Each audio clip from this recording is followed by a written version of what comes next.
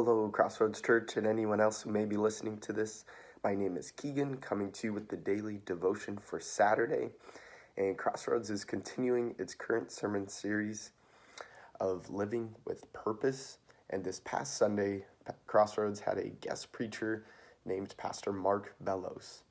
And the first thing that stuck out to me from the sermon is his reminder to the congregation. He said, "I am a soul, I have a body." So again, I am a soul and I have a body. This reminder that we can do all we can for our bodies to sustain them and live an abundant life. We can eat healthy and exercise, but in the end of the day, our bodies are decaying away. Our buildings all crumble, and we don't get to take anything with us to heaven. It all fades away. I think of 2 Corinthians chapter 4, verse 16. Therefore, we do not lose heart. Though outwardly we are wasting away, yet inwardly we are being renewed day by day. Day by day, God renews our soul and renews our spirit. The second thing that stuck out to me from the sermon from Pastor Mark was he said, "God, help us live in a way that shows we are prepared to die." That shows we are prepared to die. So what shows we are prepared to die? I would suggest the way we love each other. Jesus said, "They will know you are my disciples by the way you love one another." They will know you're disciples by your love. I think of 1 John chapter 4, verse 18. For 1 John chapter 4, verse 18 says, "There is no fear in love, but perfect love drives out fear, because fear has to do with punishment. The one who fears is not made perfect in love." So again, we're all fearful to die as humans. If someone says, "Oh, I'm not scared to die," I would say they're kind of lying or deceiving themselves. We all have this fear of death. But again, as Christians, we don't have to fear death. Perfect love drives out fear because we know where we're going.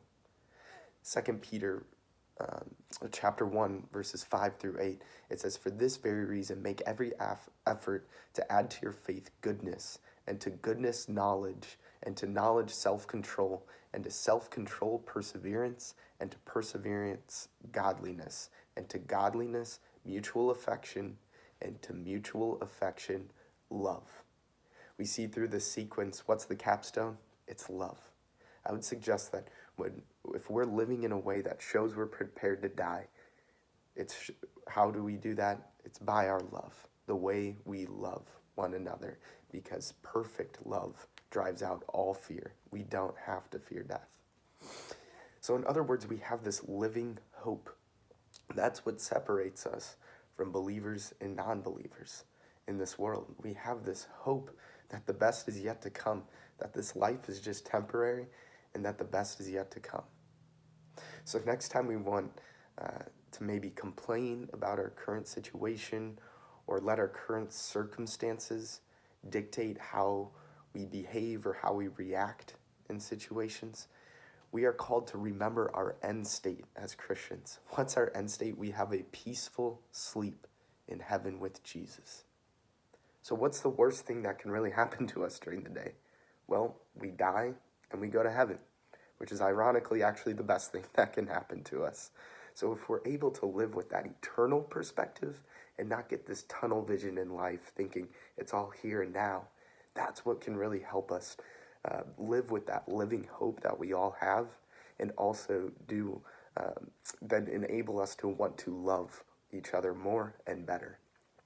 Revelation chapter 21, verse 4. "He will wipe away every tear from their eyes. There will be no more death or mourning or crying or pain, for the old order of things has passed away." Again, Philippians chapter 1, verses 21.